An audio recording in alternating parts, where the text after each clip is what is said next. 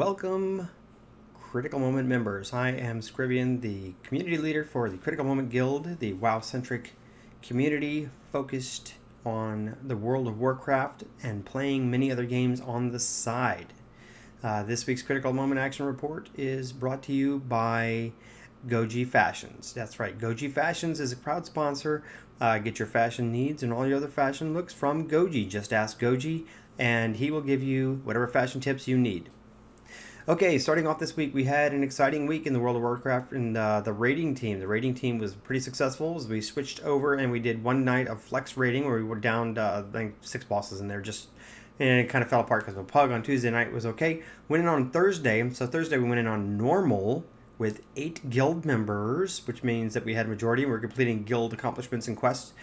And we downed the 2 bosses we downed last week, which were Immersius and the Fallen Protectors. And this week we went in there and knocked out Norrishan, the Shaw of Pride, Galakras, and actually had some pretty good runs on the Iron Juggernaut, getting her down to, I think, about 35%. So this week we should be dropping Iron Juggernaut, moving in, taking out the Dark Prophet, or the Dark Shaman, and of course, General Nazgrim. So that's pretty good. So the raid team's doing very well, I think, this week. I'll talk about later what I think we're going to be doing this week. I haven't confirmed with Greer. I think he's sleeping. He worked late last night, so that's the way things are going.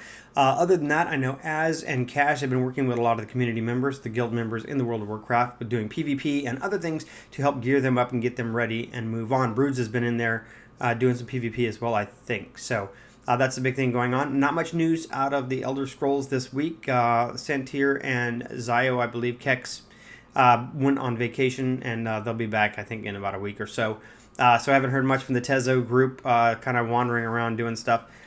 So that was that. Now, on to what the other things are going on inside the community this week. We know Hearthstone. Hearthstone's April season, or the season, is going to end on the 30th of April, which means you have 3 days left of playing Hearthstone to get your ranking up and to get whatever rewards they're going to be giving out. I don't know what those are. I do know that Cirrhosis, as of 2 days ago, had hit rank 13, which is pretty good. Good job, Cirrhosis. And Az was at about 16 stagnant, and I'm at about 17 stagnant, which means I sit there and I play for a few hours, and I still sit at the same rank, go up and down, up and down, up and down, and then finish right where I was.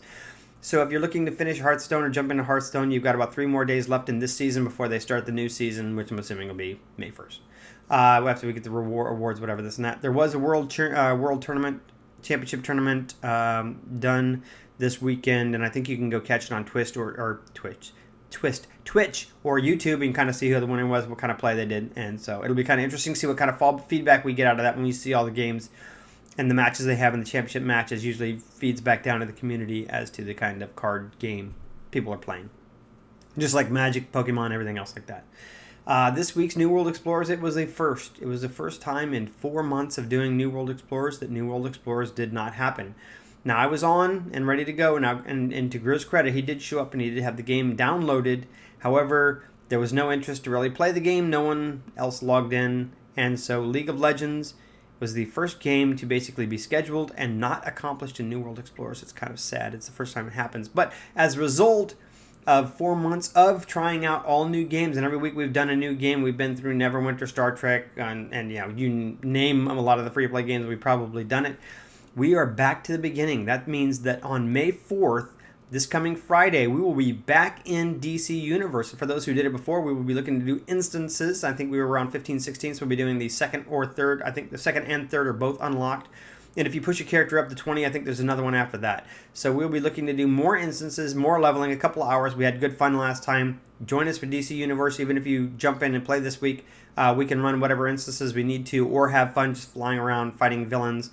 We are on the PvE North America server. So join us this week for New World Explorers.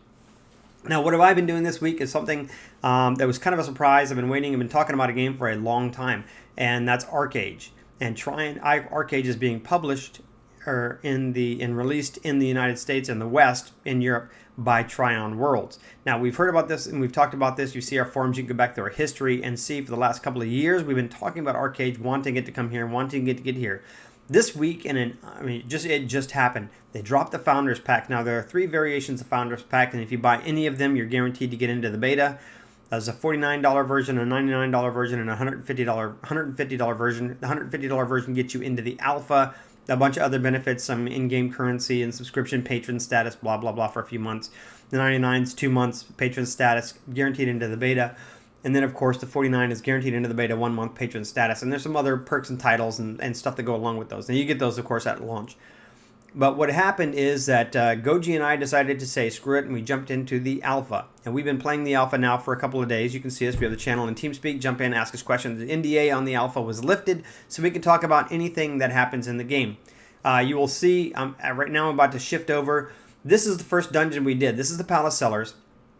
And Goji and I tried to 2-man. You can 2-man it. As a matter of fact, you can even encourage you. There's one of your quests that requires you to go in there and 2-man it. One person over 30 and one person under 30 to see how. It's a quest to do that, and you get a reward out of it. And then you can go in there. It's a 3-man dungeon.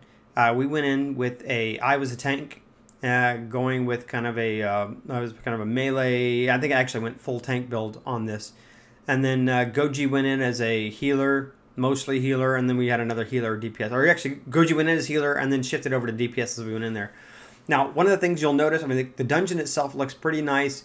There are abilities you can use there. It's, again, as with most instances, CC. If you're under-geared, under-leveled, then CC is more important, and taunting and controlling is more important. But as you get bigger, we were about 2 levels above when you can initially go in there, and we had 3 of us. We were at full party. And we took them out, and we didn't really have any problems with any of the bosses. And in the little bit that you're going to actually see here, that you're seeing on the screen now, because I'm covering my face up with the game footage, you can see it looks pretty good. The models look pretty good. I don't know, everything about the game so far is pretty fun. Goji even made the comment. It's tab targeting. It's not full action combat, but even a couple of other reviews and Goji have said it's about the best you can get with tab targeting, and it's done very, very well. Now, I'll talk some other time about classes and leveling and everything, but I'm finding it very, very enjoyable. Now, I'm a quester and Goji's not. I'm enjoying doing the quests and running around, but I'm finding that I'm missing a lot of stuff that I want to do, the crafting, the gathering, so I'm going to play a couple of characters. I also know Goji is more of a go out and grind it, and he can do that too. You can level up in so many different ways. I think there was a report that somebody on the Russian arcade was able to level all the way to max level, and the only thing they ever had to kill is when they had to do self-defense. For the most, they did it all by gathering and crafting. So you can do it lots of different ways of leveling, lots of different game styles and play, and there's so much we haven't experienced. Goji and I are both at level 21 now, level cap's 50, and we haven't even seen naval combat, the PvP, anything beyond the first dungeon. We've seen the quest zones look beautiful, the mobs look great, the reaction is good, the class, finding all your classes and synergy is great, and it was fun. So a couple of us have been doing that, and you've heard us, those of you in TeamSpeak, I know Az and Cass and Rev and everyone have heard us, Vader, have heard us talking about it. And I think Isaac's going to be joining us this week. Isaac, I do have your name reserved for you. Let me know you want me to let it go. So that's Arcade and the Alpha, and you'll see that we will be reporting on this throughout, from now until probably launch. So what do we have going on this week in Critical Moment as a guild? This week we'll be heading back into normal modes. Now, I believe I heard, somebody told me, and I got to look at the WoW schedule, that we are not going to be doing Flex Raid this week, that we're going to actually be going in on normal on Tuesday and normal on Thursday to try to make more progress. Now, we know we can down, we have the ability of downing 8 bosses in one raid night, so I'm expecting that we'll probably make a lot more progress this week doing that. We got the gear. We're at the level we know what we need to do. We're learning the boss fights. If Az and I cannot have our heads on our butts this week for tanking, we should be okay. So that's about it.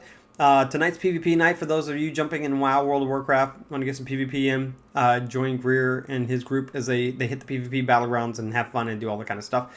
Goji and I will probably be playing Arcade, and everyone else will be jumping around. Jump into TeamSpeak. We encourage you all to jump in, be sociable, have fun, just talk, ask questions, do whatever. And I hope everyone has a great gaming week. I look forward to seeing you all in whatever game you're playing, or at least talk to you in TeamSpeak.